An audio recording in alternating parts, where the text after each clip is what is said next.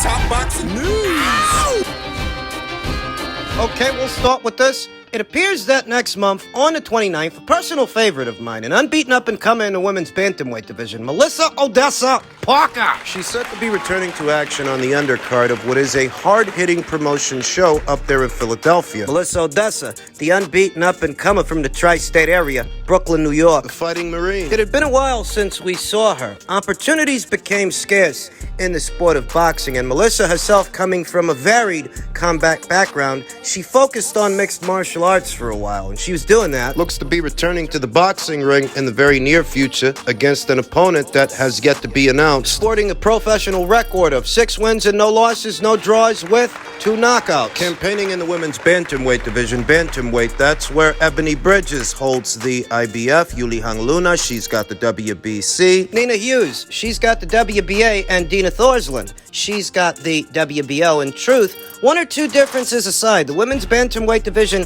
is not dissimilar from how it was. Not that dissimilar from how Melissa left it. It was a divided division before, it's still a divided division now. In Melissa Odessa's absence, there haven't been any unification matches. The world titles are still split 4 ways between 4 fighters, 4 champions. That's the way it was before, that's the way it is now. The silver lining is that means there are 4 separate paths for Melissa Odessa to choose from if she wants to fight for an alphabet title, if she wants to fight for a belt. 4 belts, 4 champions. 2 among them just so happen to be with a major promotional outfit. Ebony Bridges, as we all know, she's with Matchroom, and so is Nina Hughes, who's likely to end up boxing former WBA champion Shannon Courtenay in her very next fight. Melissa Odessa, a talented boxer puncher, a heavy-handed one who's got a lot of fundamental skills. She's good. And she was last in action in June of last year opposite the ring then unbeaten McKenna Tensley of Canada. Not a particularly productive year for Melissa. It was the only fight that she had in the boxing ring last year. She had 2 fights in 2021, but just 1 in 2022. Just 1 last year. Picked up a good scalp. McKenna Tensley's a good fighter. Though Melissa is just better, need I remind you that before Ebony Bridges won the IBF title from Maria Cecilia Roman, then IBF champion, before Ebony Bridges shared the ring with her, and before Ellie Scottney shared the ring with her up there at Super Bantamweight, Melissa Odessa beat her before them. She beat her first. At just 3-0. You heard that right. At only 3-0, Melissa Odessa had enough to win a points decision, a decisive points decision opposite the ring. A very experienced fighter and a reigning champion. It's unfortunate that Melissa Odessa didn't get to win the IBF title from Maria Cecilia Roman, but that was due to the IBF's rules and regulations that a fighter must have at least 5 professional bouts before they qualify to fight for a title. Thus, even though Melissa beat Maria Cecilia Roman, she didn't become a champion in the process. That fight took place in February of 2021. Before Ebony Bridges won the blue belt from Maria Cecilia Roman, and before Ellie Scottney fought her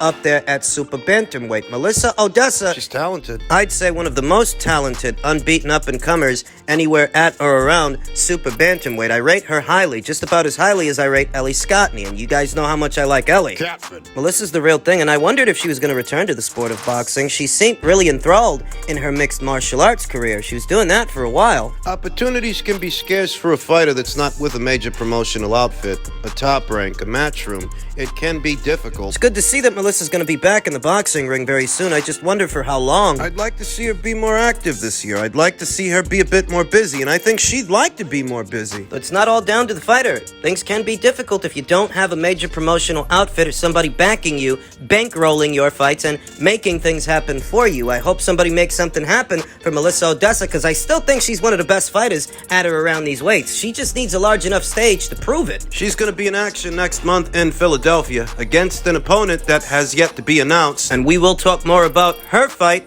as the fight date approaches. Men's cruiserweight and crossover news per a tweet from Michael Benson. KSI versus Tommy Fury is now in talks, according to John Fury, who said he's had a meeting with the Sarlins about potentially making the fight. There was some news a little over a week ago, maybe 2, that Tommy Fury would be going into a rematch with Jake Paul for the summer months. Though in truth, what has my attention about this news isn't the order in which Tommy Fury faces these fighters, KSI or Jake Paul, so much as confirmation of what I told you immediately after the fight. Right. Given the amount of of money that Tommy Fury made opposite the ring Jake Paul, don't expect this guy to go back to boxing on undercards for a few $100,000 at a time. Don't expect him to box on undercards at the Copper Box or York Hall. Nobody's gonna give this guy $1 million or millions of dollars at a time to box journeyman as he develops as a fighter. In truth, even though the way it was packaged, The way it was framed, Tommy Fury was intended to be the serious professional, the serious pugilist ahead of that Jake Paul fight, even though that's what the narrative was. Tommy Fury's boxing career is no more serious than, say, Austin McBroom's boxing career or Salt Poppy, in this instance, KSI. This is not a champion. This is not a guy who's vying to become a world champion and fight for world titles on the world stage. Tommy Fury might have seemed like a boxer moonlighting as a social media influencer at first, when it's the other way around. He's not going to go back to boxing journeyman and what are developmental fights to groom him so that he can one day fight for a world title. Given what he made in the Jake Paul fight, he's found his lane. And he's staying in it. In truth, Tommy Fury never exhibited the talent and the ability to one day see himself becoming a world champion. If not for Jake Paul, based off his ability alone, if not for Jake, this guy would have never worked himself up to making millions upon millions of dollars per fight. It takes boxers years, many years, and many fights before they get themselves to a point to where they're making that much money for a single fight. Gotta win. Keep themselves in the winner's bracket as they step up in competition over time. And Tommy Fury, the look of him, You're not that guy, pal. he's not.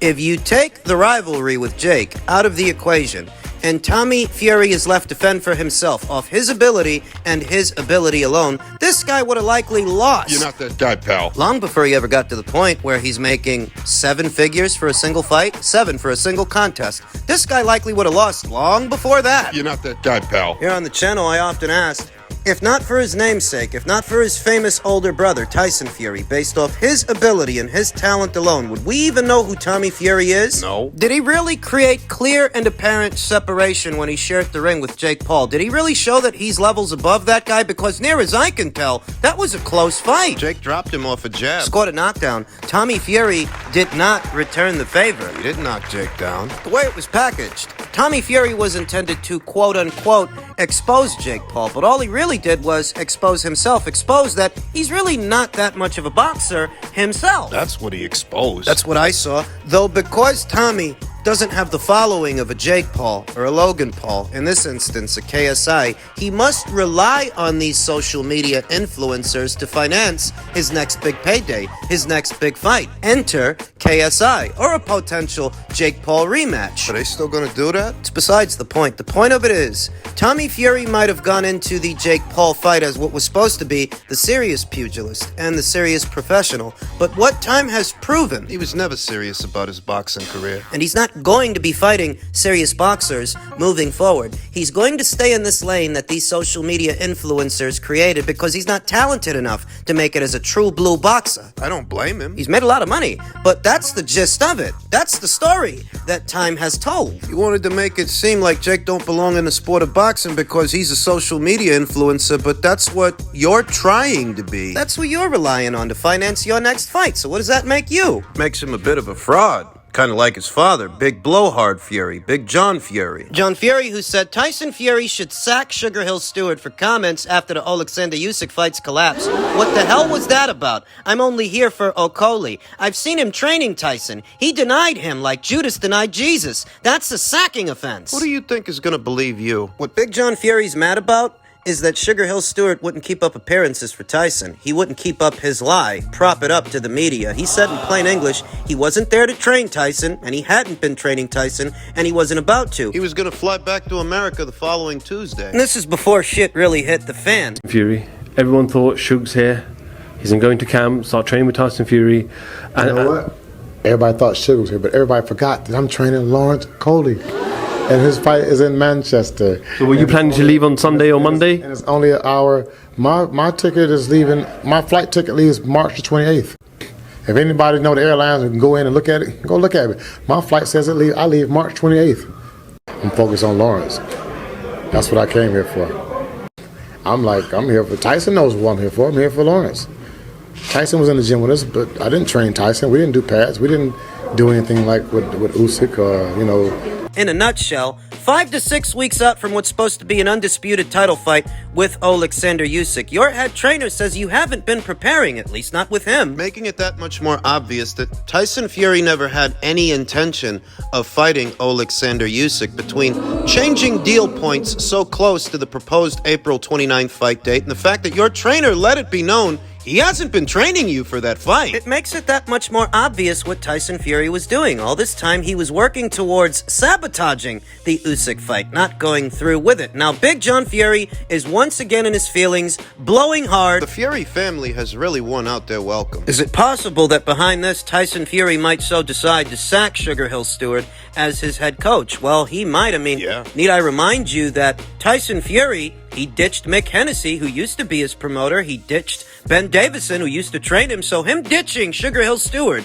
in light of this, it wouldn't surprise me. He might. And I wondered how Sugar Hill Stewart's comments were going over with Tyson Fury and Big John Fury, the Fury family, that team. I wondered, how did they feel about Sugar Hill Stewart letting it be known that he wasn't preparing Tyson for that fight? And as far as he was concerned, that fight was never on. But he wasn't going to lie for them. Lie for him. Lie for lying Luke, who wanted the world to believe that he was serious about fighting Usyk when the whole time you were looking for a way out. And this just makes it that much more obvious. Right on time to see about having a fight with Anthony Joshua, or perhaps someone else. Someone more beatable. Someone more limited. Joe Joyce? Who Alexander Usyk beat some years ago in a semi-pro fight, World Series of Boxing, a fight that's available here on this platform on YouTube for those interested. John Fury's spin job is going to fall on deaf ears because Big John Fury, like his son, he has no credibility with the boxing community at large. Nobody believes him. Ahead of what was the Tommy Fury versus Jake Paul fight,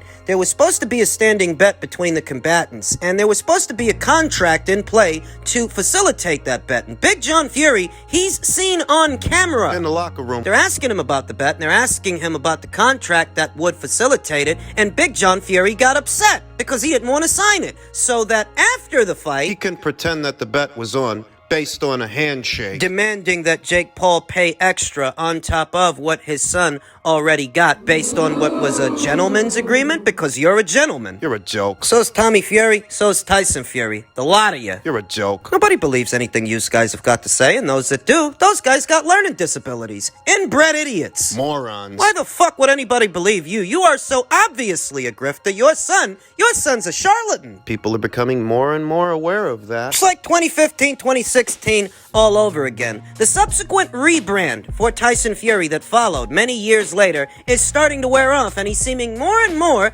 like the guy he was in circa 2015, 2016. A very unlikable guy. A social pariah. We have only Deontay Wilder to thank for the resurgence of Luke Fury. We do, because if Deontay Wilder, if he wouldn't have willingly gave him that title shot, we probably wouldn't be here. He would have had to either work his way up towards becoming somebody's mandatory challenger, or he would have had to fight Anthony Joshua, and he didn't want to do that. Not then. He chose to go with Wilder. He had a choice. He chose the more limited boxer because he was more beatable. They both hit hard, but Wilder was a one-handed puncher. Deontay Wilder, who's standing firm on Tyson Fury, he's a cheater. I know a lot of things. You should have known better than to give Tyson Fury a title shot. That would have helped. He's still propping up the Glovegate conspiracy in the absence of any tangible evidence after actually embracing Tyson Fury on the scene of Tommy Fury versus Jake Paul. He starts up with this again. Typical. I know a lot of people seen me with Fury. There's a place and a time for all things. Of course, I can't stand that motherfucker. They know what's up. He's a cheater. I know a lot of things, Wilder told ES News. A lot of top people know a lot of things, so they can't be fooled, bro. This is a peaceful ground.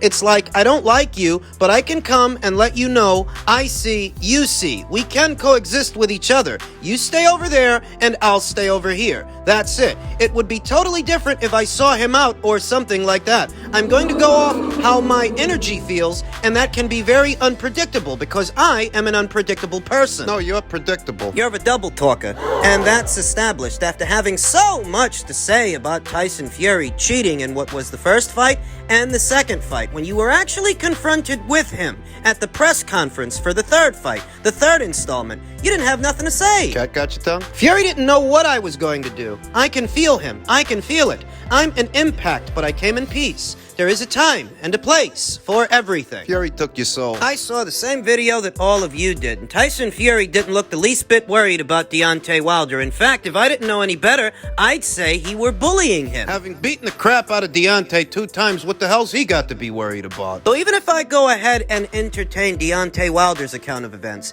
his version of the story, that Tyson Fury did in fact cheat in not only the first fight, but the second, how the hell did he beat you in the third? You guys double-checked the gloves, made sure there was no funny business. You said you were happy with everything. That's what you said ahead of the third fight. He still beat you. He still won. How did he do that? The truth is that even if I entertained Deontay Wilder's story and Tyson Fury cheated, well, you allowed him to. You brought him into it. You voluntarily gave him a title shot that he didn't deserve. A title shot that you could have given Dillian White, who was ranked quite highly at the time, and he was looking for you. But you didn't have no time for Dillian. You had all the time in the world for Luke. No time for Dillian. No time for an undisputed title fight with Anthony Joshua. Your focus was Tyson Fury. You even admitted that there was more money in it for you in a Joshua fight than what you stood to make with Fury, but you still went with Fury. You're the one that brought this walking, talking colostomy bag back into the world title scene, the world title picture. This is your fault. It backfired. You wanted an alternative to a Joshua fight because you couldn't have your way with that guy in negotiations. So you bring this blubbering idiot into it, and he fools you. He knew Anthony Joshua was a better boxer than you are, so he chose you instead of him because he's got a choice. He had one, and he made it.